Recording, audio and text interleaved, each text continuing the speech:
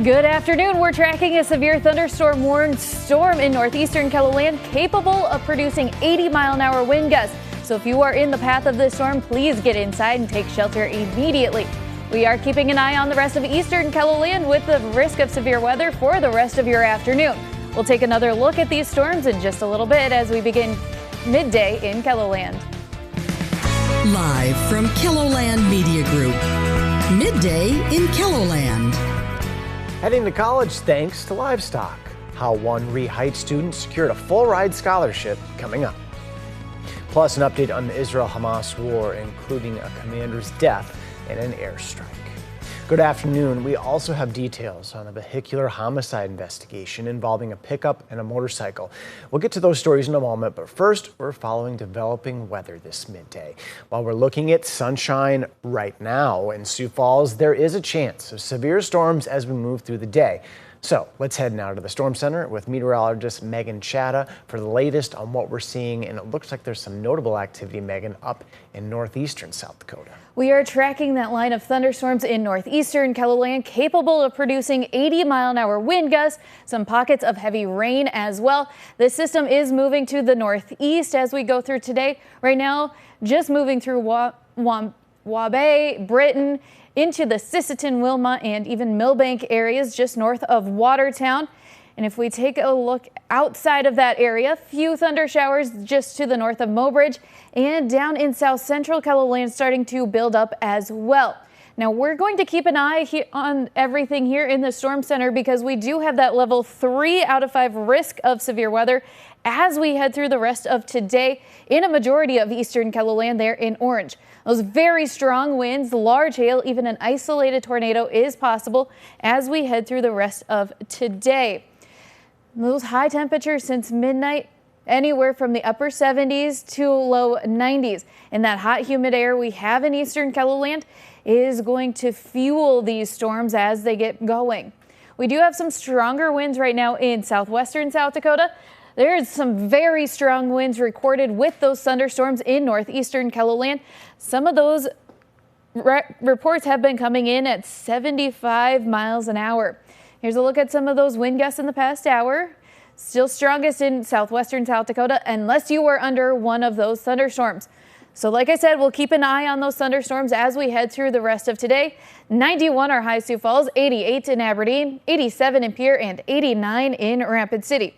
The chance of thunderstorms does continue as we head overnight. We'll take another look at that line in just a little bit. Thank you, Megan. A Sioux Falls man faces several charges following a deadly crash involving a pickup and a motorcycle. 68-year-old Jerry Wallenstein is accused of DUI and vehicular homicide and reckless driving. Investigators say he turned in front of a motorcycle on Highway 18 about 5 miles south of Lenox yesterday afternoon. A 60-year-old man on the motorcycle died of his injuries. We were at the Lincoln County Courthouse this morning for Wallenstein's initial hearing. We're going to bring additional details on the case later today. A man with a history of raping children and forcing them to do meth is headed back to prison. A Georgia in Corson County has sentenced 40-year-old Lance Long to 65 years in prison for rape and child abuse. Long is also on parole for similar crimes against children in Minnehaha County. In that case, he had several young victims and was sentenced to 4 years behind bars. In that case, investigators said he and his wife used dog collars and cattle prod to shock children and force them to do things. In other news this midday, a Ree-Heights girl is heading off to college with a full-ride scholarship thanks to livestock. Peyton Bear has been showing cattle since she was 4, but has been judging since she was 10. Now she's heading off to Fort Scott Community College with a full ride for livestock judging. We've got practices every week, so I'll be judging constantly. We'll travel all over the country and do it, and then also I'll be studying animal science reproduction, so I want to be an embryologist when I grow up.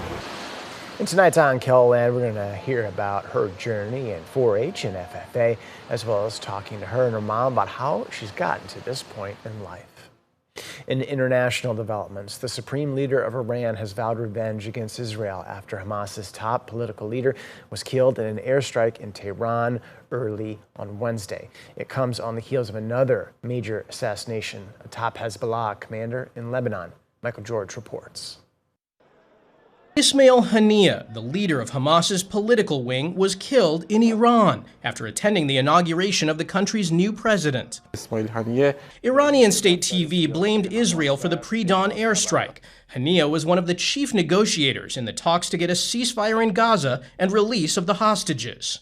I'm not going to speculate on what impact any one event might have. During a visit to Singapore, Secretary of State Antony Blinken said the U.S. was not aware of or involved in the killing. What I do know is the enduring imperative of getting the ceasefire.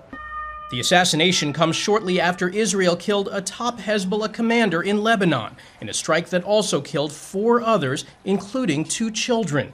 In a move almost unheard of, the Israeli military claimed responsibility for the strike and named its target. Fuad Shukur, also known as Said Muhsin, Hezbollah's most senior military commander. Israel says Shukur was responsible for a rocket attack on a soccer field over the weekend that killed 12 children and teenagers. With concern growing that this latest escalation could turn the conflict into an all-out regional war, U.S. officials tried to turn down the temperature. I don't think war is inevitable. I maintain that. I think there's always room and opportunities for diplomacy. Secretary of Defense Lloyd Austin pledging if Israel is attacked, the U.S. will help defend its ally. Michael George, CBS News. The Hezbollah commander targeted in Tuesday's strike was also wanted in the United States for playing a key role in a 1983 bombing in Beirut that killed 241 U.S. military personnel. So